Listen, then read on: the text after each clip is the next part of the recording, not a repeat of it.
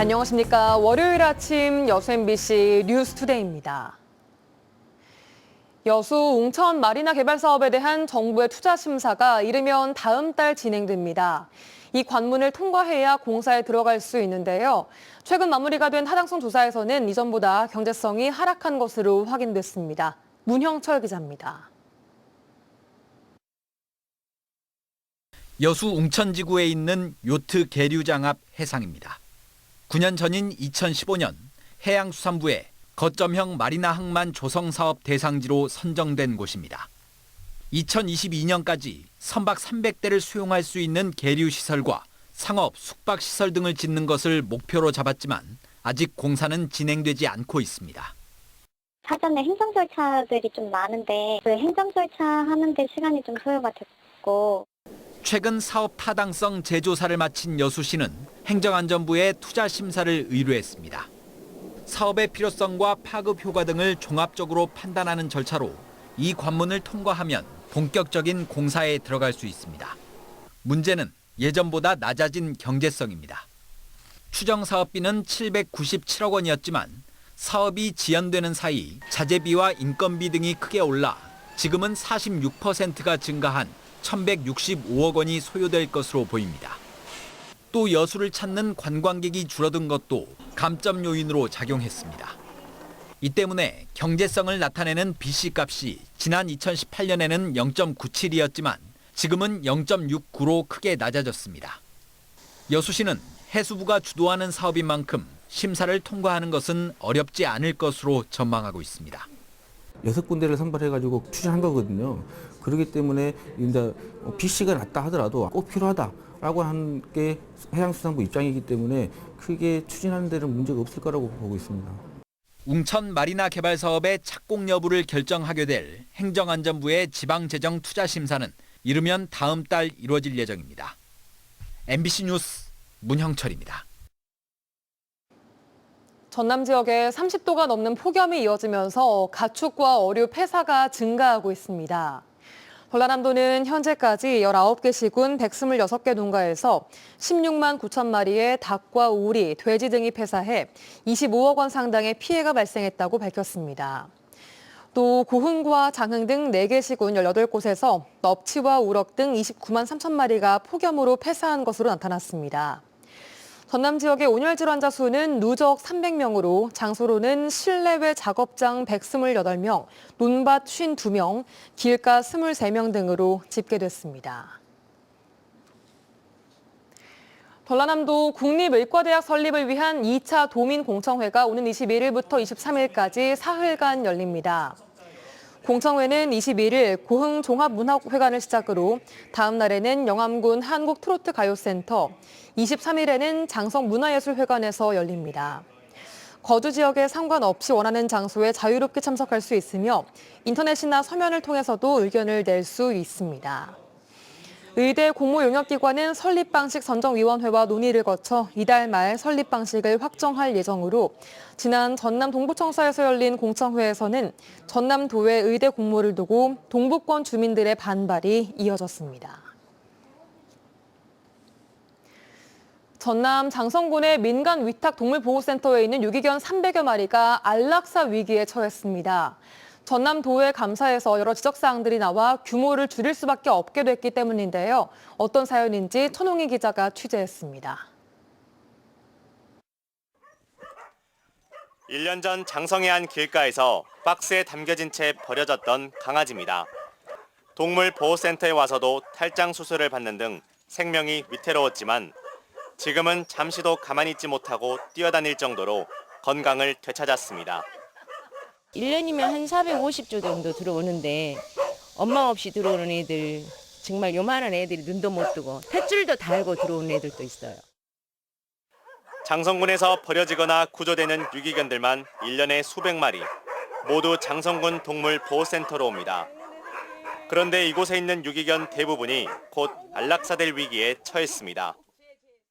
장성군 동물보호센터에는 모두 440여 마리의 유기견들이 있는데요. 장성군이 최근 이 유기견을 100마리 수준으로 줄이라는 공문을 보내면서 문제가 생겼습니다. 전라남도 감사에서 동물보호센터의 위법 사항이 발견됐기 때문입니다. 전라남도는 센터가 불법 건축물인데다 회계 처리를 미흡하게 한 사실을 적발해 시정을 명령했습니다. 그러면서 이 센터에 살고 있는 유기견 수가 다른 동물보호센터 평균보다 4배 이상 많아 투자가 많이 되고 있는 만큼 적정 규모를 유지할 필요가 있다고 덧붙였습니다. 위탁업체 선정이 부적정하다. 지금 현재 보관하고 있는 개체 수가 다른 시군에 비해서 월등히 많다. 하지만 알고 보니 모두 장성군의 잘못된 행정 처리 때문에 생긴 일이었습니다. 지난 2020년 장성군에서 먼저 센터 관계자에게 동물보호소를 위탁 운영해달라고 제의했는데 위탁 운영 자격 요건 등 법적 사항을 제대로 확인하지도 않고 운영을 요청한 것으로 드러났습니다. 센터 관계자들은 군에서 하라고 해서 했을 뿐인데 이제 와서 이러는 이유를 모르겠다고 하소연합니다. 항상 눈 마주치고 애들 밥 주고 그다음에 애들 똥 치워주고 막 이렇게 했던 애들을 갑자기 이렇게 죽이라고 하니 저희는 뭐 억장이 무너지는 거죠. 네. 입양도 어려운 현실에서 이대로라면 사실상 300마리를 모두 안락사할 수밖에 없는 형편입니다. 장성군은 행정 실수를 인정하면서도 현재로서는 안락사 외에 다른 대안이 없다는 입장입니다. MBC 뉴스 천홍희입니다. 지자체마다 공공 앱을 만들어 다양한 서비스를 제공하는 것이 한때 유행처럼 번졌습니다. 하지만 적지 않은 돈을 들여 만들고도 제대로 활용되지 못해 사라지는 게 많은데요. 광주시가 만든 공공 앱도 10년 사이에 절반 넘게 사라졌습니다. 김초롱 기자의 보도입니다.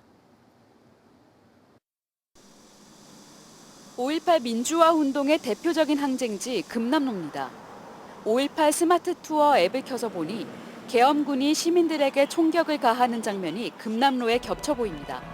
증강현실 기능입니다.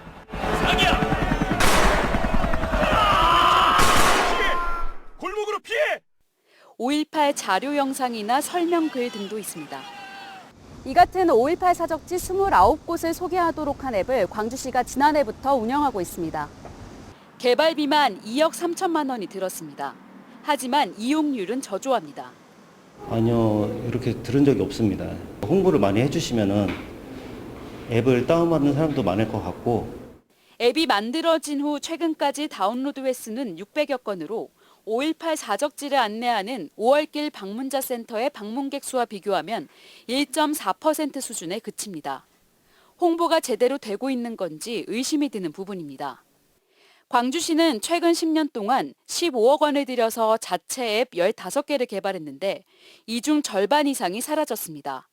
자치구 앱도 사정은 비슷합니다. 광주 서구의 주차 앱 사업은 약 5억 원을 들여 시작했지만 누적 이용자 수는 1,500명에 그치는 등 최근 10년간 만든 자치구 앱 13개 역시 실적이 좋지 않습니다. 2017년 전후로 지자체에 앱 만들기 열풍이 불었던 것이 원인으로 지목됩니다. 고민 없이 쉽게 만든 데다 활성화 대책도 미흡한 겁니다. 전국적으로 그때 당시 약간 무분별하게 개발된 건 사실이고요. 개발 초기 단계부터 예산 타산성이나 아니면 정보화를 총괄하는 부서 그리고 우리 대변인실 관련 부서라든가 전체적인 의견들을 수렴해가지고 수백만 원에서 수억 원대의 앱 개발비 외에도 연간 유지 비용이 개발비의 약 10% 규모로 더 들어갑니다. 여기에 행정력까지 투입되는 만큼 한번 해볼까 식이 아닌 시민들에게 실제 도움이 될 수 있는 더 촘촘하고 치밀한 앱 운영이 필요한 때입니다. MBC 뉴스 김초롱입니다. 전남 지역의 평균 휘발유 가격이 한 달째 하락세를 보이고 있습니다. 한국석유공사 유가정보 시스템 자료에 따르면 지난 16일 기준 전남 지역의 휘발유 평균 가격은 리터당 1,702원으로 지난달 20일 1,715원에서 꾸준히 떨어지고 있습니다. 휘발유 가격은 당분간 하락세를 유지할 예정이지만 국제유가 상승세가 지속될 경우 이달 말부터 가격 하락폭이 둔화되거나 상승세를 보일 전망입니다.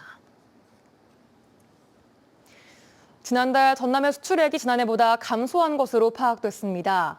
광주본부 세관 수출입 동향에 따르면 전남 지역의 7월 수출은 지난해 같은 기간보다 3.6%가 감소한 33억 2,500만 달러, 수입은 25%가 증가한 35억 3,500만 달러로 집계됐습니다. 수출은 줄었는데 수입은 늘면서 무역 수지 규모는 2억 1천만 달러의 적자를 기록했고, 품목별로는 석유 제품과 화공품, 철강 제품 등의 수출이 지난달보다 부진했습니다. 전남도는 청소년 교통비 부담을 줄이기 위해 시외버스 이용 요금 할인율을 확대합니다. 전남에서 현재 서울이나 광주 등으로 학생들이 시외버스를 이용할 경우 20%가 할인되지만 다음 달부터는 30% 할인된 요금으로 내면 이용할 수 있습니다. 전남도는 티켓 예매 시스템의 할인 적용 개발을 완료했으며 버스타고 어플리케이션이나 T머니고 코버스 시스템을 통해 할인받을 수 있다고 설명했습니다.